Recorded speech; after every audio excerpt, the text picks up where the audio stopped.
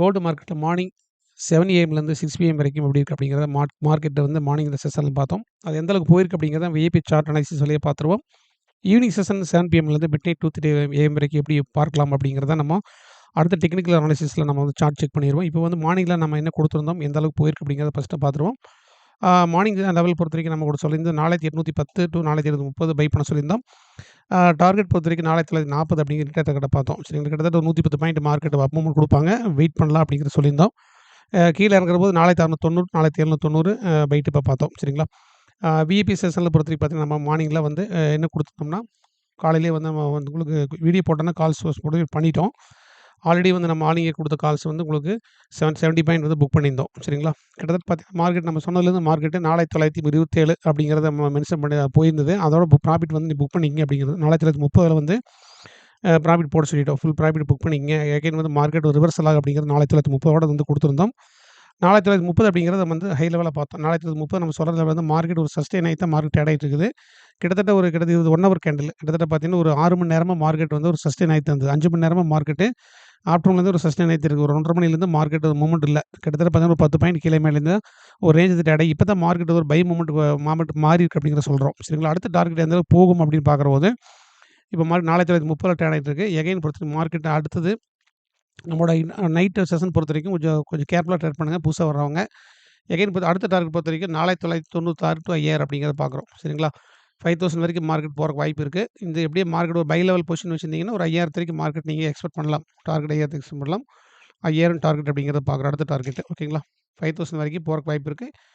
இப்போ 4930 அப்படிங்கிறதுக்கு உங்களுக்கு இன்னொரு $70 அளவுக்கு ஒரு 5000 அளவுக்கு போகிற $70 அளவுக்கு போக வேண்டியது மூவ்மெண்ட் ஆக வேண்டியிருக்கு. ஒரு 70 பாயிண்ட் அளவுக்கு இன்னும் கொஞ்சம் கண்டிப்பாக நமக்கு வாய்ப்பு கிடைக்கும் அப்படிங்கிறத பார்க்குறோம். எகைன் வந்து மார்க்கெட் ஒரு செல்லிங் நடக்கலாம் அப்படிங்கிறத பார்க்குறோம்.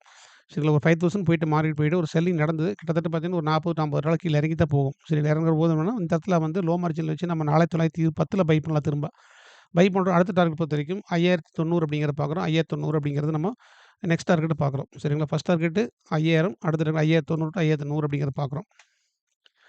5090 to 5100 அப்படிங்கிறது அடுத்த டார்கெட் பார்க்குறோம். இது செகண்ட் டார்கெட். ஓகேங்களா, 2 டார்கெட் தான் உங்களுக்கு. ஃபஸ்ட் டார்கெட் 5000, எகைன் வந்து மார்க்கெட் செல்லிங் நடந்து ஒரு பை ஆகும்போது நம்ம அடி வந்து ஒரு பை எடுக்கலாம் அப்படிங்கிறத பார்க்குறோம். 4920 பை எடுக்கலாம் அப்படிங்கிறத பார்க்குறோம். 4900 to 4910 அப்படிங்கிறது பை லெவலில் பார்க்குறோம். எகைன் மார்க்கெட் ரிவர்சல் ஆச்சுன்னா நீங்கள் 4900 to 4910 அப்படிங்கிறது நீங்கள் வந்து பை லெவலில் பார்க்கலாம். ஏவரேஜ் பை லெவல் அப்படிங்கிறத பார்க்குறோம். அப்படி நீங்கள் வந்து காப்பி பேஸ்ட் பண்ணாதீங்க. ஒரு லேர்ன் பண்ணி ட்ரேட் பண்ணுங்க அப்படிங்கிறத திரும்ப சொல்கிறேன். ஏன்னு கேட்டிங்கன்னா எல்லா நேரமும் மார்க்கெட் வந்து நமக்கு ப்ராஃபிட் கொடுத்துறாது.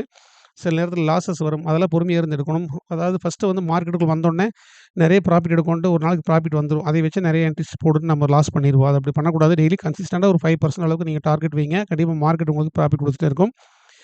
மந்த்லி பொறுத்த வரைக்கும் பார்த்தீங்கன்னா உங்களுக்கு 100% ப்ராஃபிட் கிடைக்கும். அதாவது டெய்லியும் ஒரு 5% எடுக்கிற போது மந்த்லி 20 நாளைக்கு பண்ணுற போது ஒரு 100% நீங்கள் போட்ட இன்வெஸ்ட்மெண்ட்டை அப்படியே எடுத்துக்கலாம். சரிங்களா, அதாவது பொறுமையாக ட்ரேட் பண்ணணும், சேஃபாக இருக்கணும். மார்க்கெட்டில் வந்து கண்டிப்பாக அவசரப்படக்கூடாது. அவசரம் அதிகமாக அவசரப்படுறதுனால நிறைய லாஸ் பண்ணி போயிடுறாங்க புதுசாக வர்றவங்க.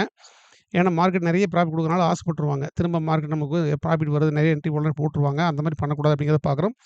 5090 to 5100 ஹையஸ்ட் டார்கெட் பார்க்குறோம். 5000 பிரேக் அவுட் ஆகும்போது 5090 to 100 அப்படிங்கிறத பார்க்குறோம். எகைன் ஒரு செல்லிங் நடந்ததுன்னா கீழே மார்க்கெட் பொசிஷன் அப்படி வாங்கலாம் அப்படிங்கிறத பார்க்குறோம். இதை வந்து என்னோட நைட் செஷன் எப்படி இருக்குது, செகண்ட் செஷன் அப்படி தான் இருக்கும் அப்படிங்கிறத பார்க்குறோம். ஒரு செல்லிங் நடந்தால் பை பண்ணுங்க அப்படிங்கிறத ஒரு டிப் பை அப்படிங்கிறத பார்க்குறோம்.